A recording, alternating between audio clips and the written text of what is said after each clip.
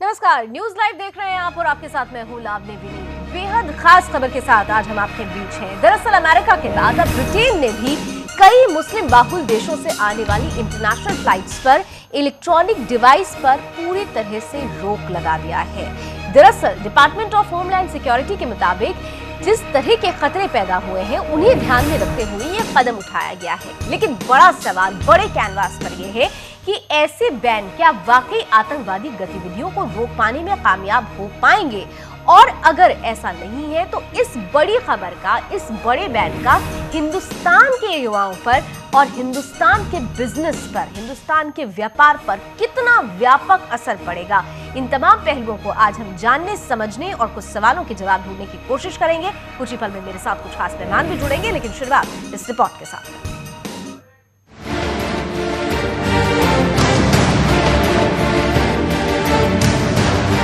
आजादी के बाद से मुस्लिम आबादी में बेलगाम रफ्तार देखी गई। संसाधन थे नहीं, नतीजा ये हुआ कि देश के ज्यादातर मुसलमान गरीब हैं, गाड़ी ठीक करने का काम करते हैं या फिर किसी दूसरे हाथ के हुनर से रोजगार चलाते हैं। लेकिन सच ये भी है, जिन मुसलमानों ने नेक इरादे से पढ़ाई की, आगे बढ़ने की कोशिश की, उन्होंने बुलंदियों को भी छुआ। और इस फहरिस्त में इंफॉर्मेशन टेक्नोलॉजी का सेक्टर भी है, जहाँ मुस्लिम युवकों ने अच्छी खासी तरक्की की। लेकिन मुस्लिम, हिंदू, सिख, ईसाई तमाम समुदाय में आने वाले IT विशेषज्ञों के लिए रोजगार का बड़ा खतरा पैदा हो रहा है। ये खतरा पैदा कर रहे हैं मुस्लिम कट्टरपंथी। यूरोप समेत अमेरिका में कई बार आतंकवादी हमले हो चुके हैं। इनके पीछे मुस्लिम चरमपंथियों का हाथ पाया जाता है। नतीजा, मुस्लिम बाहुल्य देशों पर एक के बाद एक प्रतिबंध यूरोप और अमेरिका की तरफ से लगते चले गए। लेकिन अब तक भारत के मुसलमान खुशनसीब रहे, क्योंकि वो हिंदू बाहुल्य देश हिंदुस्तान में रहते हैं, जिसकी वजह से आज की तारीख में वो दुनिया में कहीं भी आ जा सकते हैं। इसमें भी हाई लेवल एजुकेशन हासिल युवाओं को काफी मदद मिलती है। वो अपनी शिक्षा के बल पर दुनिया में कभी भी अच्छी कमाई कर सकते हैं। लेकिन मुस्लिम चरमपंथियों की वजह से हिंदुस्तान के पढ़े लिखे युवाओं पर भी खतरा खड़ा हो गया है। अमेरिका के बाद अब ब्रिटेन ने भी मुस्लिम बहुल 6 देशों से आने वाली उड़ानों में यात्रियों को लैपटॉप और टैबलेट अपने साथ लेकर यात्रा करने पर रोक लगा दी है। ब्रिटिश सरकार का कहना है कि ऐसा हवाई सुरक्षा को देखते हुए किया गया है। सरकार के फैसले के मुताबिक तुर्की, लेबनान, जॉर्डन, मिस्र, ट्यूनीशिया और सऊदी अरब की उड़ानों पर यह बैन लागू होगा। इसके तहत उड़ानों में लैपटॉप, टैबलेट, DVD प्लेयर और एक निश्चित आकार के मोबाइल फोन ले जाने पर प्रतिबंध रहेगा। ब्रिटिश सरकार के मुताबिक उनका देश हवाई सुरक्षा को लेकर लिए गए फैसले को बहुत गंभीरता से लेता है। इससे पहले अमेरिका की ट्रंप सरकार ने भी 8 मुस्लिम बहुल देशों से आ रहे विमानों में यात्रियों के ऊपर ट्रैवल संबंधी नई पाबंदियां लगा दी थी। मिस्र, जॉर्डन, कुवैत, कतर, सऊदी अरब, तुर्की और संयुक्त अरब अमीरात से भी आ रहे विमानों में यानी लैपटॉप, आईपैड, कैमरा और कई अन्य इलेक्ट्रॉनिक सामान नहीं ले जा सकेंगे। मतलब साफ है, यूरोप और अमेरिका मुस्लिम बहुल्य देशों को शक की नजर से देखते हैं। लेकिन अब तक ऐसा हिंदुस्तान के साथ नहीं हुआ। लेकिन जिस तरह मुस्लिम चरमपंथी मौलानाओं के बहकावे में आकर भारतीय गरीब मुस्लिम आतंकी वारदातों में शामिल होते पाए गए, वो अपनी ही कौम के पढ़े लिखे मेहनतकश युवाओं के रोजगार पर लात मारने का काम कर सकते हैं। अगर आने वाले वक्त में जाकिर नाइक जैसे लोगों के बहकावे का असर नहीं रोका गया तो इस तरह का बैन हिंदुस्तान पर भी लग सकता है। लिहाजा अब जरूरत है मुसलमानों का पढ़ा लिखा अमन पसंद तबका खुद आगे आए और चरमपंथी विचारधाराओं को बढ़ाने वाले मुल्ला मौलवियों का सरेआम विरोध करे, ताकि दुनिया में हिंदुस्तान का सिर हमेशा गर्व से ऊंचा उठा रहे और भारतीय होने का मतलब हमेशा भरोसेमंद, अमन पसंद बना रहे। सुनील धनखड़, सुदर्शन न्यूज। तो हिंदुस्तान पर भरोसा बना रहे, सबसे बड़ा सवाल यही है। और भरोसा बने रहने के लिए जरूरी है कि पढ़ा लिखा मुस्लिम तबका इन चरमपंथियों के खिलाफ अब विरोध शुरू करे। सुदर्शन न्यूज के कुछ बड़े सवाल आज हम आपके बीच रख रहे हैं। सबसे पहला और अहम सवाल, क्या इस तरह के बैन आतंकवादी गतिविधियों पर रोक लगाने में सफल होंगे? क्या इतने से ही रुक पाएगा आतंकवाद? मुस्लिम कट्टरपंथियों की कारस्तानी की सजा पढ़े लिखे मुसलमानों को आखिर क्यों मिले और कब तक मिले? आखिर इस पूरे मसले पर क्यों चुप है पढ़ा लिखा मुस्लिम तबका? उसने अब तक आवाज बुलंद क्यों नहीं की है? भारत की भी छवि को नुकसान पहुंचा रहे हैं कट्टरपंथी, ये बात कब समझ में आएगी? साथ ही साथ एक बड़ा सवाल यह भी है कि क्या इसका असर बहुसंख्यक हिंदू युवाओं पर नहीं पड़ेगा, क्योंकि अगर मुसलमान युवकों को शक के दायरे में देखा जाएगा तो बहुसंख्यक हिंदू युवाओं पर भी इसका असर क्या नहीं पड़ेगा। मुस्लिम समझकर यूएस में हिंदुओं पर भी हमले हुए हैं, इसका जिम्मेदार कौन है? ये वो तमाम सवाल हैं जिनके जवाब अगले कुछ पलों में हमारे साथ जो खास मेहमान जुड़ने वाले हैं उनसे हम लेने की कोशिश करेंगे। चलिए आज के मेहमानों से भी, आज के पैनलिस्ट से भी आपका वास्ता करवा देती हूँ, परिचय कराती हूँ। इस वक्त स्टूडियो में मेरे साथ मौजूद हैं यूएस मामलों के जानकार और विदेश मामलों के जानकार प्रोफेसर सुष्मित कुमार जी, बहुत बहुत स्वागत है। साथ ही साथ मेरे साथ इस वक्त जाने माने रक्षा विशेषज्ञ बीके खन्ना साहब भी जुड़ रहे हैं, बहुत बहुत स्वागत है खन्ना साहब आपका भी। और जाने माने विदेश मामलों की जानकार फॉरेन एक्सपर्ट एस के दत्ता जी भी हमारे साथ फोन लाइन पर मौजूद हैं, बहुत बहुत स्वागत दत्ता साहब आपका भी। आप तीनों से पहले फर्स्ट कमेंट मैं लेना चाहूंगी, ये जो एक डिसीजन लिया गया है अमेरिका और उसके बाद ब्रिटेन से, फर्स्ट कमेंट में चाहूंगी प्रोफेसर सुष्मित कुमार आपसे शुरू करती हूँ। ये जो एक डिसीजन है, क्या वाकई आपको लगता है कि ये डिसीजन आतंकवाद को रोकने में एक मील का पत्थर साबित होने वाला है? नहीं, ये नहीं रुकेगा कुछ भी आतंकवाद। ये है कि जैसे यूएस जो है अलेक्जेंड्रिया उसका कैपिटल वाशिंगटन डीसी के बगल में है, बहुत बड़ा वो ये बनाए हुए जहाँ से वो मॉनिटर करता है जितनी भी इंटरनेट पर होती है बात होती है, ईमेल, फाइल ट्रांसफ़र, सब को वो जो है स्टोर करता है।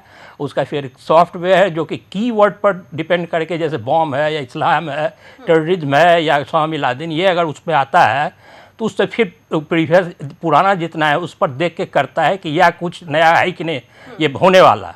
तो अभी यूएस को पता चला है कि जो ये सब लैपटॉप या बड़ा बड़ा सेल फोन है या टैबलेट पीसी है, उसके बैटरी वाले कंपार्टमेंट में इन लोगों ने बम बना लिया है जो कि उसमें अटैच कर देंगे तो वो पकड़ाएगा नहीं।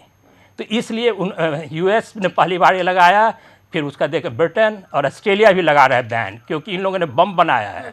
लेकिन सर यहाँ पे तो एक बड़ा सवाल ये भी है कि आप कह रहे हैं कि इससे आतंकवाद पर रोक नहीं लगेगी, लेकिन असर तो उन लोगों पर भी पड़ने वाला है जो वाकई ठीक ठाक इनोसेंट पब्लिक है, जो इनोसेंट हैं, जो घूमने के लिए जाते हैं, जो पढ़ने के लिए जाते हैं, उनके ऊपर तो इसका एक बड़ा इफेक्ट पड़ने वाला है। हाँ, ये है कि जैसे देखिए, मैंने 1995 में ही ये भविष्यवाणी की थी कि पूरे वर्ल्ड में जो है मुस्लिम आतंकवाद बढ़ेगा, और अभी जो हम लोगों ने देखा है ये कुछ नहीं है, ये बहुत ही आगे बढ़ेगा और यूरोप में और हम लोग को इंडिया में भुगतना होगा बहुत। ये बहुत अहम पहलू आपने उठाया। मैं एस के दत्ता जी के पास अब जाना चाहूंगी। दत्ता साहब, डिपार्टमेंट ऑफ होमलैंड सिक्योरिटी ये कहता है कि जो मौजूदा हालात हैं उन्हें देखते हुए ये कदम उठाया जाना ज़रूरी था, लेकिन आपकी नज़रों में क्या ये कदम वाकई कारगर साबित होगा? और अगर ये कदम इतना कारगर साबित होने वाला है तो उन लोगों का क्या जो इनोसेंट हैं, जिनका इनसे कोई लेना देना नहीं है, जो इस चरमपंथ और कट्टरपंथियों की वजह से भी कटघरे में खड़े होंगे?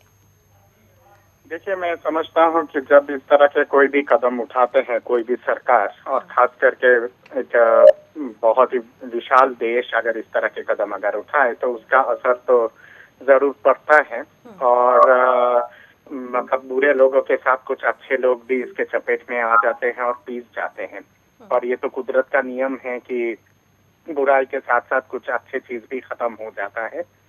मेरा मानना है कि ऐसे कदम उठाने से केवल आतंकवाद खत्म नहीं होगा। आतंकवाद को जब तक हम लोग बौद्धिक रूप से जड़ से नहीं खत्म करते हैं पूरी दुनिया भर से, तब तक आतंकवाद किसी न किसी रूपरेखा में उभरता रहेगा और आता रहेगा।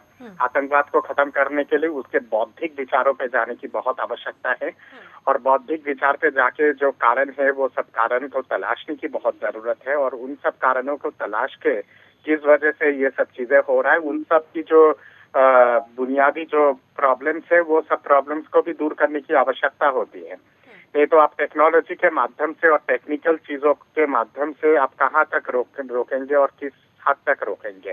टेक्निकल डिवाइस से तो आपका वर्ल्ड ट्रेड सेंटर भी ध्वस्त हुआ था, और आपके मुंबई के हादसे भी टेक्निकल डिवाइस से ही हादसे हुए, और उसके साथ साथ जो लंदन की जो ट्यूब रेल पे जो हादसा हुआ था वो भी टेक्निकल गैजेट्स का इस्तेमाल करके किया गया था। तो टेक्नोलॉजी का सही तरह से प्रयोग करने की बहुत आवश्यकता है। पर हाँ, ये जरूर है कि फ्लाइट के अंदर और एयरप्लेन के अंदर अगर इस तरह के गलत वे में अगर टेक्नोलॉजी का इस्तेमाल हो रहा है और लैपटॉप की बैटरी को अगर बॉम्ब बनाने की एक माध्यम बनाया जा रहा है और उस पर आतंकवादी संगठन अगर इस तरह तो के उस पर कदम बात अगर करें। कर ठीक है, रहे हैं तो ठीक है, डेफिनेटली ठीक है। हवाई मैं अब इस चर्चा को सुरक्षा थोड़ा और आगे ध्यान में बढ़ाऊं। मैं रखते दत्ता हुए साहब आपके पास आऊंगी, इस चर्चा को आगे भी बढ़ाऊंगी, लेकिन उससे पहले मैं बीके खन्ना साहब का भी एक फर्स्ट कमेंट इस पर लेना चाहूंगी। बीके खन्ना साहब, आपकी नज़रों में, क्योंकि आप रक्षा विशेषज्ञ भी हैं, खास तौर से जब हम सिक्योरिटी की बात करते हैं तो सिक्योरिटी के बहुत सारे पहलू होते हैं।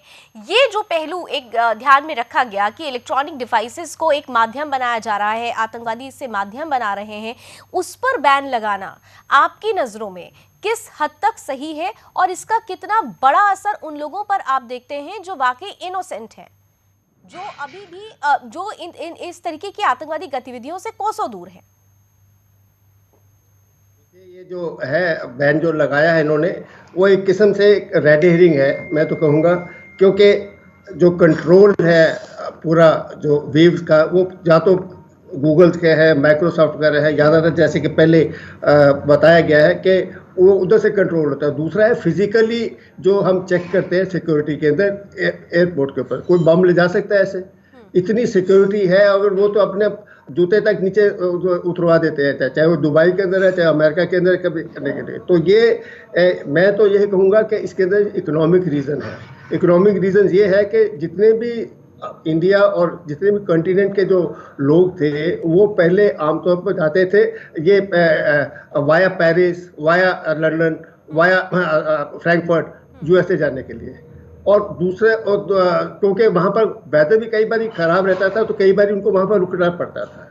तो वाया अभी जैसे दुबई से जाने के लिए, वाया मस्कट से जाने के लिए, एक तो उनको चीपर पड़ गया है और दूसरा वो बिल्कुल रूट ठीक है। अभी ये आपस में उनकी एयरलाइंस के अंदर भी बहुत ज़्यादा आपस में मतभेद है उसके लिए कि ये वाला कहने। तो मेरे हिसाब से तो ये उसको मद्देनजर रखते हुए किया गया है और ना कि उस करने के लिए। और तीसरा ये जो है, हम इसको कह रहे हैं कि ये मुस्लिम रिलेटेड है। एनीबॉडी जो भी जाएगा उसमें एयरक्राफ्ट के अंदर, चाहे वो मुसलमान है या चाहे वो हिंदू है या क्रिश्चियन है या सिख है, सभी को अफेक्ट होगा उसके अंदर। तो उस पर रोक है, सभी को, सभी का रोक, सभी को रोक लगेगी। ये मुसलमान के ऊपर नहीं है, कैसे मुसलमानों के ऊपर नहीं है।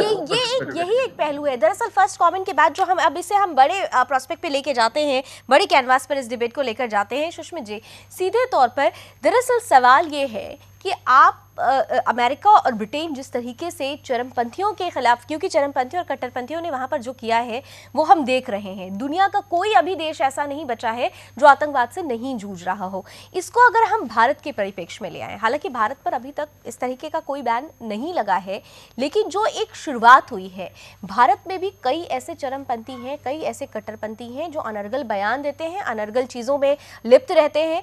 आतंकवादी घटनाएं जिस तरीके से यहाँ होती हैं, कहीं ना कहीं से अब आतंकवादियों ने अपने यहाँ पे पैर पसारना भी शुरू कर दिया। आपको नहीं लगता कि भारत के लिए भी ये एक खतरे की घंटी है, खास तौर से उन युवाओं के लिए जो वाकई विदेशों में जाकर भारत का नाम ऊंचा करते हैं, भारत को गौरवान्वित करते हैं, वो भी अब शक के दायरे में आने वाले हैं? वो इसलिए कि जैसे देखिए, भारत हो या इंडोनेशिया हो या मलेशिया हो, वहाँ देखिए जब शुरू हुआ ये मुस्लिम टेररिज्म, आतंकवादी, वहाँ नहीं होता था। यहाँ भी जो शुरू में हुआ वो पाकिस्तान से आके करता था यहाँ। इसलिए कि हमारे यहाँ जो भारत के मुस्लिम हैं वो सूफ़ी और सिया ये सब से हैं, वो कट्टरपंथी नहीं थे। हाँ। तो लेकिन आप देखिए पाकिस्तान के भी हिस्ट्री कि ये जो शुरू हुआ अफ़गानिस्तान का, तो आप 1961-62 में देखिए, उस समय अयूब खान जो थे वो जो है सेकुलरिज्म ला रहे थे। उन्होंने बैन कर दिया था, रूल लाया था कि एक शादी ही मुस्लिम कर सकता है, 3 बार तलाक दे के नहीं, तलाक करके नहीं कर दे सकता है। अगर वो दूसरी शादी करेगा तो उसकी पहली पत्नी से उसको आज्ञा लेना होगा। तो जो था वो सेकुलरिज्म की तरफ जा रहा था। लेकिन ये जो 80s में 80 के दशक में चरमपंथी हुआ, और ये था कि सऊदी अरेबिया जो है फिर से, हाँ। उन्होंने वो शुरू किया वहाँ, फिर जाउलक वो ला लिए। तो सऊदी अरेबिया जो फॉलो करता है वो हाइज्म, यानी कुल मिलाकर जो चरमपंथी हैं उनकी जो सोच है वो हावी होती जा रही है, और उसका खामियाजा जो पढ़ा लिखा मुस्लिम तबका है उसे भी भुगतना पड़ रहा है, और पढ़ा लिखा बहुसंख्यक हिंदू तबका भी कहीं इसके घेरे में ना आ जाए। क्योंकि एक सवाल ये भी है कि यूएस में बहुत सारे ऐसे मामले सामने आए हैं जहां पर हिंदुओं को मुस्लिम समझकर उनको मौत के घाट उतार दिया गया, उन पर हमले हुए हैं। ये एक ऐसा पहलू है जिस पर चर्चा हम करेंगे। तीनों मेहमान मेरे साथ बने हुए हैं, फोन लाइन प्रेस के दत्ता साहब भी हमारे साथ बने हुए हैं। एक छोटा सा ब्रेक लेते हैं, ब्रेक के बाद इस महत्वपूर्ण पहलू पर चर्चा।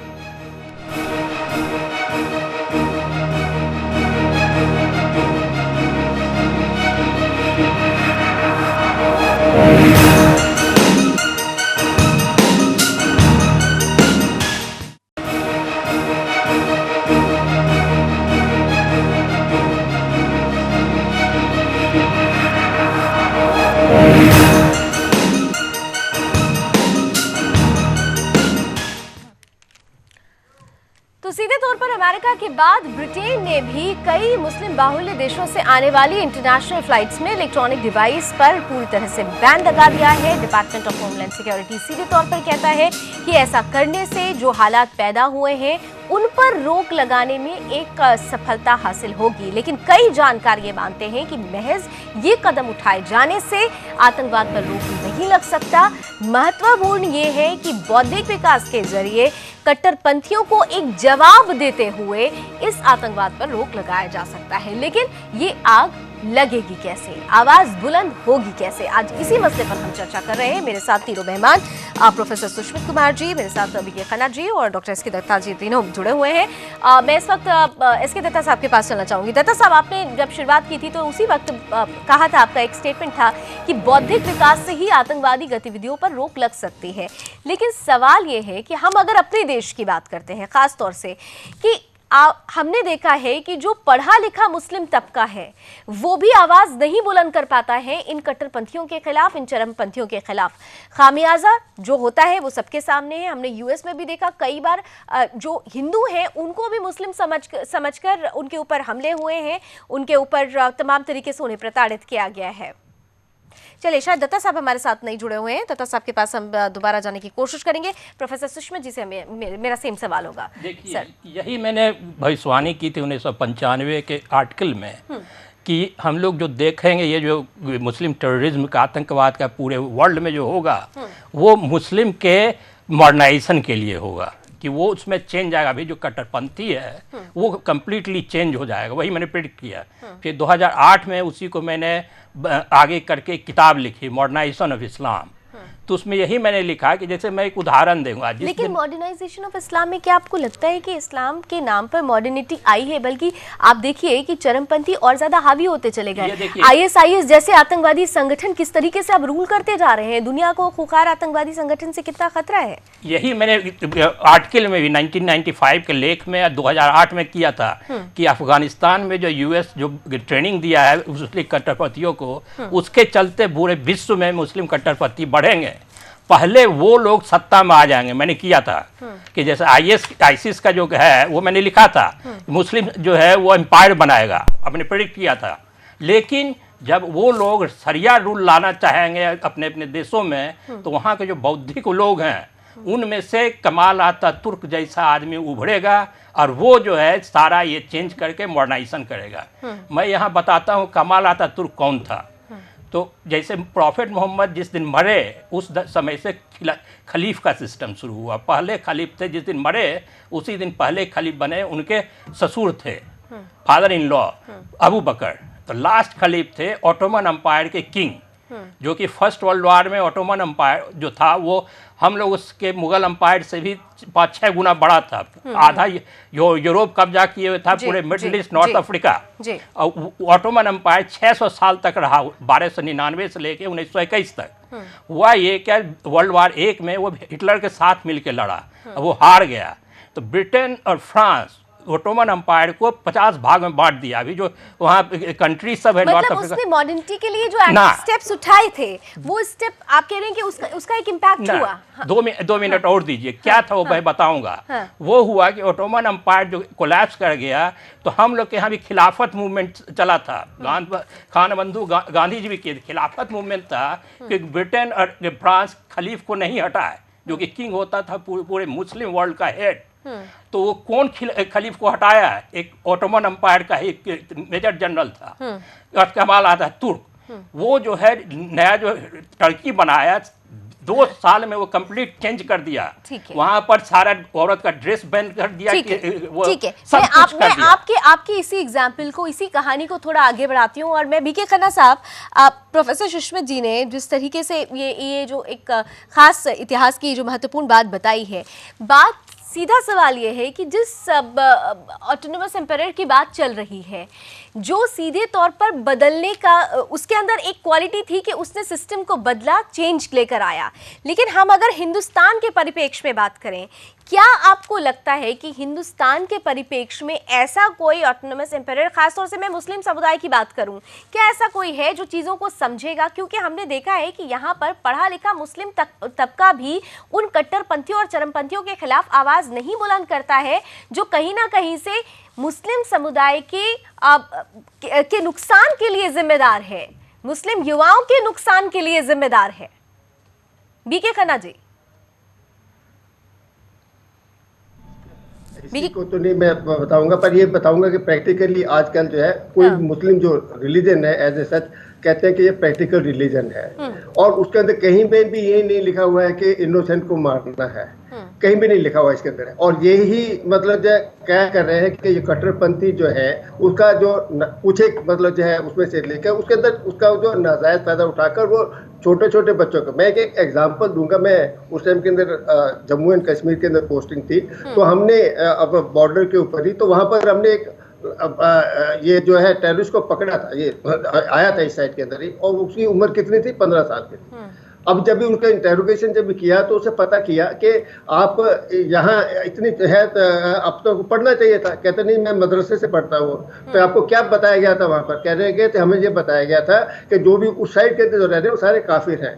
जैसे ही आप JNK के अंदर जाओगे तो आपको जो है खुले आम से आप मिलेंगे, आर्मी से आपको बच के रहना, तो बाकी खुले आम से आपको मिलेंगे। और अगर शहीद हो गए आप तो आपको मतलब जो जन्नत में जाएंगे, और आपकी जो फैमिली को हमने जो है 2 लाख रुपए दिया था। ये ब्रेन वॉश, बिल्कुल ब्रेन वॉश वैसे किया जाता है। है। तो यही ये ब्रेन वॉशिंग जो हुई है ना वहां पर, वही मदरसा के अंदर कई कई जगह पर किया है। पर एक मैं चीज बताना चाहूंगा कि जो पाकिस्तान के अंदर हुआ है वो अपने हिंदुस्तान के अंदर मुसलमानों में इतना नहीं है। कुछ एक एरियाज है जहाँ पर है करने के लिए, एंड आई एम थिंकिंग के बदले मेरे को पूरा विश्वास भी है कि ये कुछ एक समय की बात है, ऐसा करके ये भी ठीक हो जाएगा। क्योंकि अभी जो मुसलमान है, मैं भी रहा हूँ बॉर्डर सिक्योरिटी फोर्स अकेडमी में कई बार रहा हूँ, तो हमने बुलाया जितने भी लोग हैं, वो कहते हैं कि हम समझते हैं, आप जैसे बता रहे हैं ना कि जो पढ़े लिखे हैं वो भी कुछ कहते हैं कि हम समझते हैं कि गलत बात है, पर ओनली थिंग अगर हम उसके खिलाफ बोलेंगे तो हम ही मतलब अपने आप को टारगेट नहीं बनना चाहते, हमको कौन सेव करेगा? ठीक है, ये एक इम्पोर्टेंट मसला अब सामने आया है, खासतौर से सुष्मित कुमार जी, जैसे कि बीके खन्ना जी कह रहे हैं कि आवाज़ इसलिए नहीं उठती क्योंकि उनको अपनी सिक्योरिटी को लेकर एक क्वेश्चन मार्क रहता है। लेकिन भारत जैसे देश में जहाँ का सबसे महत्वपूर्ण पहलू राष्ट्रीय सुरक्षा रहती है, जहाँ पर हम देखते हैं कि हमारी सेना के जवान पूरी तरह से तत्पर रहते हैं, वहाँ पर भी आपको लगता है कि यहाँ पर भी जो मुस्लिम तबका आवाज़ नहीं बुलंद कर पा रहा है, जो बुद्धिजीवी मुस्लिम तबका है, क्या वो यही सोचता है या उसके पीछे वजह कुछ और है? देखिए, एक तो भी चीज़ मानना होगा कि मुस्लिम समुदाय में उतने ज़्यादा पढ़े लिखे नहीं हैं जितने हिंदू में है जी, परसेंटेज वाइज जी 5%, 10% लीजिए, 20% होगा। इसीलिए मैंने कहा कि बहुसंख्यक हिंदुओं पर भी इसका असर पड़ता है। तो ये होता ये है कि मुस्लिम संप्रदाय में भी जो लोग हैं जो नहीं पढ़े लिखे हैं वही लोग ज़्यादा इसमें जाते हैं। अब जैसे कहीं किसी एक बड़े सिटी में अगर 5% भी चोर और डकैत बन जाए तो पूरे जो है ये टाउन में वो हंगामा कर सकता है, वो चोरी डकैती मार पीट सब कुछ कर सकता है। तो उसी 5%, 10% जो मुस्लिम संप्रदाय में है उन लोगों को अभी ये कर रहे हैं, सारा जो अभी भी 80, 85, 90% है वो लोग अभी नहीं कर रहे हैं। लेकिन एक मैं चीज़ कहूँगा कि अभी जो भी हम लोग देख रहे हैं इससे बहुत ज़्यादा बढ़ेगा। और ये मदरसा जो है वो इनफैक्ट आपका जो है सारा जो पैसा देखिएगा वो मिडल ईस्ट से आ रहा है, सऊदी अरेबिया से। यहाँ भी इंडिया में जो जाकिर साहब को मिल रहा है पैसा सारा मिडल ईस्ट से। क्योंकि हम लोग के यहाँ जो है घर से अपना उत्पन्न नहीं होता है, टेररिज्म बाहर से लाके पैसा देके, अभी भी देखिए पाकिस्तान से ट्रेनिंग देके यहाँ भेजा जाता है। यहाँ पे वो लोग नहीं पकड़ पाते हैं कि हाँ उग्रवाद करके ये बम करो वो करो, बहुत रेयर होता है यहाँ। तो ये है कि सारा बाहर से आ रहा है। लेकिन मैं यहाँ पर कहूँगा कि अभी और बढ़ने वाला है, अभी कुछ नहीं हुआ है, बहुत ज़्यादा होगा। लेकिन वो जैसे मैंने कहा कि टर्की को 2 साल में कमाल अतातुर्क ने कम्प्लीटली चेंज कर दिया वहाँ पर 1921 में उन्होंने वोटिंग राइट दी औरतों को, जिस समय वोटिंग राइट तो यूरोप में नहीं था। इंडिया में भी बहुत कुछ बदल रहा है सर, इंडिया में भी बहुत कुछ बदल रहा है। मेरे साथ इस वक्त जाने माने foreign expert doctor Mahmood Alam साहब फोन लाइन पर जुड़ चुके हैं। महमूद साहब, बहुत बहुत स्वागत है आपका सुदर्शन न्यूज़ में। और आपने भी ये खबर ज़रूर देखी होगी कि अमेरिका के बाद अब ब्रिटेन भी कई इंटरनेशनल फ्लाइट्स पर जो मुस्लिम कंट्रीज से आ रही है, इलेक्ट्रॉनिक डिवाइसेस पर एक तरह से बैन लगा दिया गया है, चेक इन पर बैन लगाया गया है। तो मैं सवाल सिर्फ ये करूंगी सीधा सीधा, कहा जा रहा है कि इससे आतंकवाद पर रोक लगेगी, लेकिन क्या अगर सिक्के का दूसरा पहलू देखा जाए कि इसका असर उन पढ़े लिखे मुस्लिम तबके पर नहीं पड़ेगा जो इनोसेंट हैं? क्या इसका असर भारत के उस बहुसंख्यक हिंदू युवाओं पर नहीं पड़ेगा जो इनोसेंट हैं? महमूद साहब। हाँ, नहीं, आप बिल्कुल ठीक कह रही है। देखिए, इसमें तो मुझे कोई लॉजिक नजर नहीं आती। आपको मालूम है आजकल जो है फुल प्रूफ जो है सिक्योरिटी होती है। Even I am sorry to say, देखिए यूएसए ने तो इवन हमारे स्वर्गवासी कलाम साहब के जूते उतरवा दिए थे, जॉर्ज फर्नांडिस साहब की ले ली थी, शाहरुख कितनी मर्तबा पकड़े गए, मोहम्मद अली किले के बेटे को तो रोजाना अमेरिका में पकड़ते रहते हैं।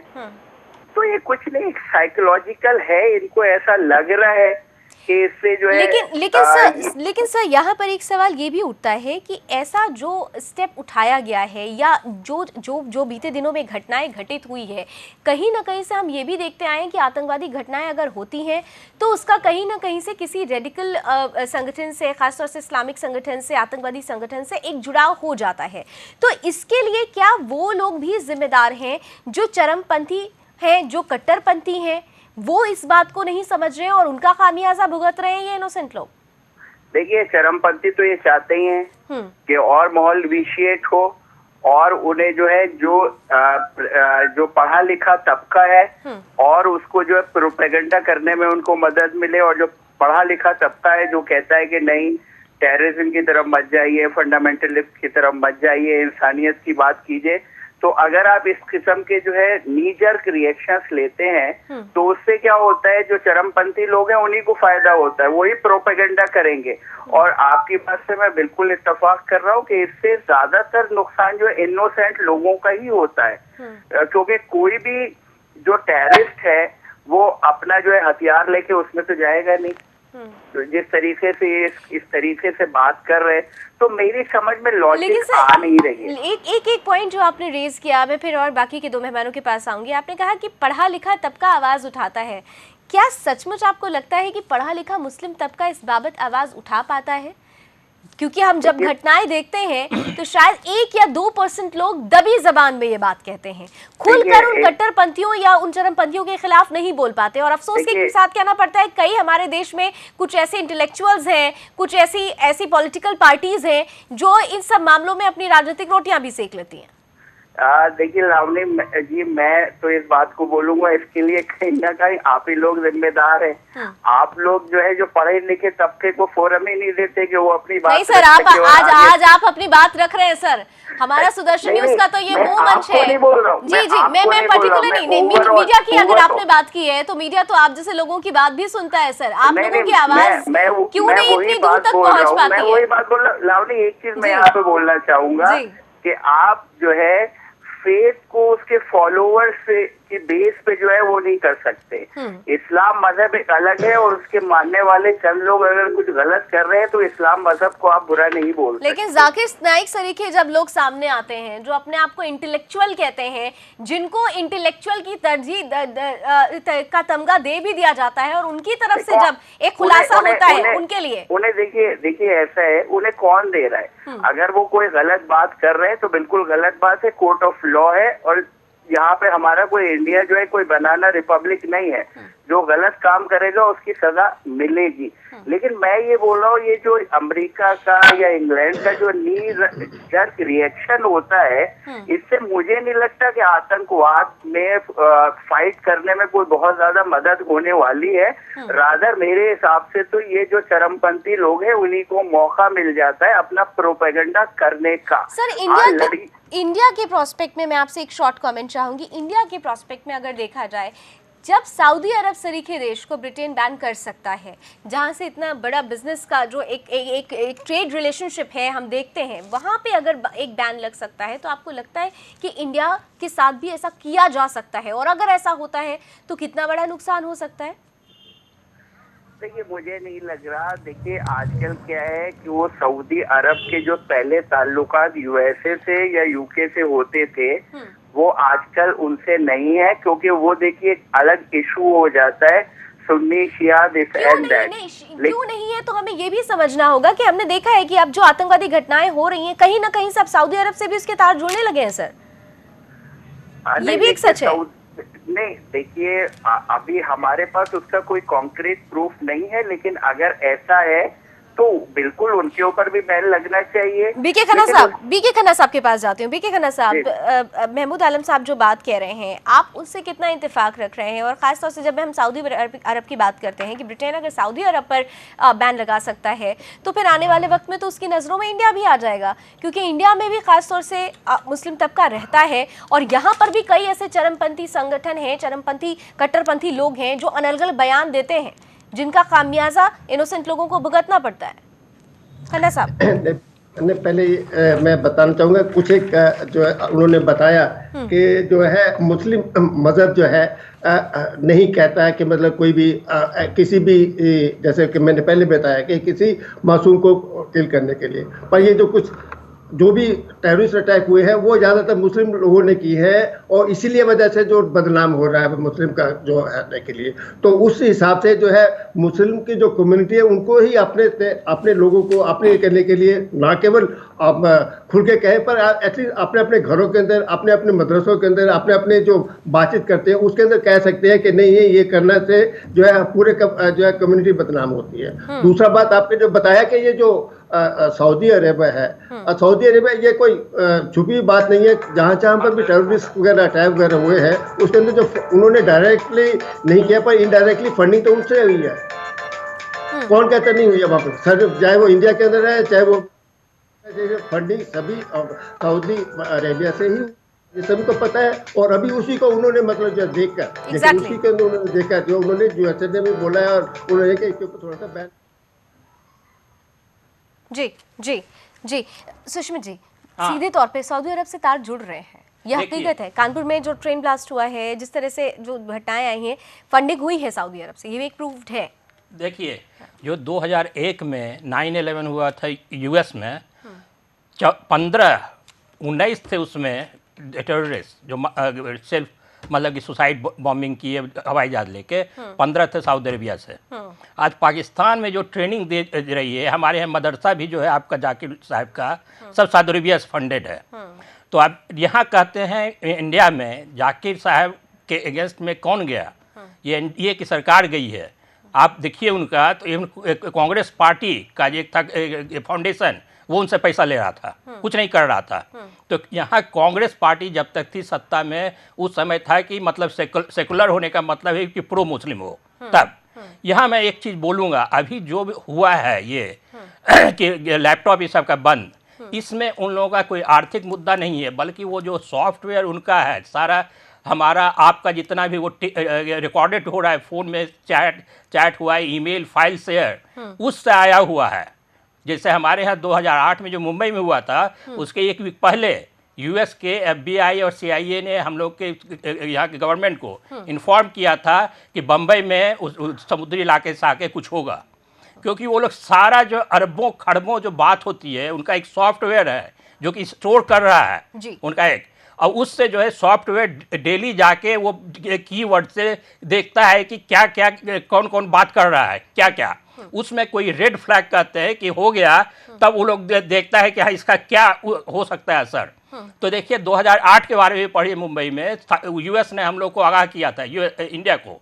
तो ये वही है, इसमें कोई आर्थिक पहलू नहीं है उसका, क्योंकि उन लोगों का सॉफ्टवेयर बोला है कि सर ये लोग कुछ आतंकवादी हैं जो कि इस 8 कंट्री से आके कुछ करने वाले हैं। ठीक है, यानी ये बीके खन्ना साहब जिस आर्थिक पहलू की बात कर रहे थे, आर्थिक पहलू नहीं, आपकी नजरों में अब एक जो मेजर क्वेश्चन है कि अब जब इस तरीके के स्टेप्स उठाए जाने लगे हैं, अमेरिका ने उठा लिया, ब्रिटेन ने उठा लिया है, अब आगे कौन कौन से देश ऐसे स्टेप उठा सकते हैं, ये भी एक सवाल है। और अगर ऐसे स्टेप्स उठाए जा रहे हैं तो भारत के लिए ये क्या एक खतरे की घंटी है? भारत को इस तरीके के कदमों पर किस तरीके से रिएक्शन देना चाहिए और किस तरह से तैयार रहना चाहिए? डॉक्टर महमूद आलम, पहले मैं आपसे जानना चाहूंगी कि भारत को कितना तैयार रहना चाहिए? देखिए, तैयार तो हमको हर वक्त रहना चाहिए, क्योंकि देखिए जब आतंकवाद होता है तो आतंकवाद की लड़ाई आपको खुद लेनी है, लेकिन उसके साथ आपके पास कॉन्क्रीट प्रूफ होने चाहिए। क्योंकि देखिए, अगर आप देखें हिस्टोरिकली हमारे जो है इन अरब कंट्री से बहुत अच्छे ताल्लुकात रहे हैं और हमारे इकोनॉमिक इंटरेस्ट भी बहुत है। हमारे लाखों लोग जो है गल्फ कंट्रीज में जो है जॉब्स कर रहे हैं। अगर हम भी यूएस या यूके की तरह हम नी जर्क रिएक्शन लेंगे तो वो हमारे लिए प्रॉब्लम हो सकती है। नहीं, हम रिएक्शन नहीं लेंगे, लेकिन क्या हम ये जिस तरीके से आज ब्रिटेन और अमेरिका ये एक्शन ले रहे हैं, कहीं ऐसा तो नहीं है कि भारत के प्रति भी वो ऐसा ही कोई स्टेप उठा ले? और अगर भारत के प्रति ऐसा स्टेप उठाते हैं ऐसी सिचुएशन में? नहीं, देखिए मुझे नहीं लगता है कि वो भारत, देखिए आप अगर देखें जिस तरीके से आज भी इंडिया में आप ये देख लिए ISI और संगठन जो है जो अपने कदम जमाने की कोशिश कर रहे हैं, लेकिन वो कदम नहीं जमा पाए हैं और मुझे पूरी उम्मीद है कि वो अपने कदम इस कंट्री में कभी नहीं जमा पाएंगे। तो मुझे नहीं लगता कि USA या UK हमारे लिए कोई इस किस्म का एक्शन लेगा। चलिए बीके खन्ना साहब, देखिए मैं एक चीज कहूंगा कि ये सुष्मित टेम्पररी है, ठीक है, ये बैन टेम्पररी है, परमानेंट नहीं है। लैपटॉप वाला ये परमानेंट नहीं है। आप कुछ दिनों में देखिएगा वो बैन उठा लेगा ये, क्योंकि वही जो वो लोग का सॉफ्टवेयर बोला है कि हाँ पिछले अगले 1 वीक या 2 वीक में कुछ होने वाला है, इसलिए हो रहा है, ये परमानेंट नहीं है। ठीक है, ये टेम्परेरी है, लेकिन एक जो शुरुआत हुई है, हम बार बार बात यही कर रहे हैं कि जो एक शुरुआत हो गई है इंडिया के लिए भी, अगर ऐसा कोई एक्शन लिया जाता है तो इंडिया का IT सेक्टर भी कहीं ना कहीं से इससे प्रभावित होगा। इंडिया का जो खास तौर से ब्रेन है, जिसकी वजह से अमेरिका या ब्रिटेन सरीखे देश बहुत ज़्यादा कूदते हैं, क्योंकि हम जानते हैं कि इंडियन ब्रेन से ही चलते हैं ये देश, के भी सत्य है। वहाँ पे खास तौर से 19% जो आय का हिस्सा ही है वो इंडियन ब्रेन अमेरिका को देता है, उनकी इकोनॉमी में हिस्सा देता है, ब्रिटेन में हिस्सा देता है। तो ऐसे में इंडिया पर क्या इसका असर होगा, हम इस पे अगर खास तौर से बात करें। मैं सुष्मित जी लास्ट कमेंट आपसे लूँ, उससे पहले बीके खन्ना जी से समझ लेते हैं कि बीके खन्ना साहब, अगर इंडिया के साथ भी ऐसा कोई एक्शन लिया जाता है, ऐसा कोई स्टेप लिया जाता है, तो उसके पहले ही इंडिया को किस तरह से तैयार होना चाहिए और इंडिया के अंदर, भारत के अंदर का जो माहौल है उस माहौल को बदलने के लिए क्या क्या होना चाहिए? ऐसे 2 पहलू हैं। एक तो पहलू के ये है, क्या ऐसा एक्शन इंडिया के अगेंस्ट हो सकता है या नहीं। मैं तो कहूँगा कि ये एक्शन जो है थोड़ा सा इम्पॉसिबल लगता है और होने वाला नहीं है। 2 चीज़ें हैं इसके अंदर। एक तो यह है कि इंडिया के जो है इज ए बिग मार्केट, वो कर नहीं सकते हैं इसके लिए, करने के लिए इंडिया हुआ, चाइना हुआ, इसके ऊपर नहीं करेंगे। सऊदी अरेबिया, छोटे छोटे कंट्रीज के ऊपर आर्ट किया है उन्होंने, जिसके अंदर वो आबादी बहुत कम है रखने के लिए। और दूसरा जो है, मैं पहले ये जैसे मैंने बताया कि ये जो है टेररिस्ट रिलेटेड कम है, ये कमर्शियल ज़्यादा है। वो जो अभी अपने जो जितने भी उनके एयरलाइंस हैं उनको आगे ज्यादा बढ़ावा देना चाहते हैं, ताकि जितने भी एशिया से आए वो direct. Professor Sushmit Kumar ji, last comment sir, 2 shot sir. देखिए ये जो हो रहा है अभी बढ़ेगा बहुत आगे, लेकिन जैसा मैंने कहा कि रातों रात कमाल आता जैसे चेंज किया, ये हो 20 साल, 30 साल, 40 साल लगेगा, लेकिन हम लोग एक बदलाव आएगा। लेकिन इतना जरूर है कि इस बड़े बैन के साथ एक सवाल ये भी उठ खड़ा हुआ है कि जिन चरमपंथियों और जिन कट्टरपंथियों की कारस्तानी की वजह से ऐसे एक्शंस दुनिया में लिए जा रहे हैं, आखिर उनके खिलाफ आवाज बुलंद करने के लिए, आवाज से आवाज मिलाने के लिए मुस्लिम तबका कब जागेगा? सोचिएगा जरूर। बहुत बहुत शुक्रिया तीनों मेहमानों का हमारे साथ जुड़ने के लिए। अभी बस इतना ही। देश दुनिया की तमाम खबरों के लिए जुड़े रहिए सुदर्शन न्यूज के साथ।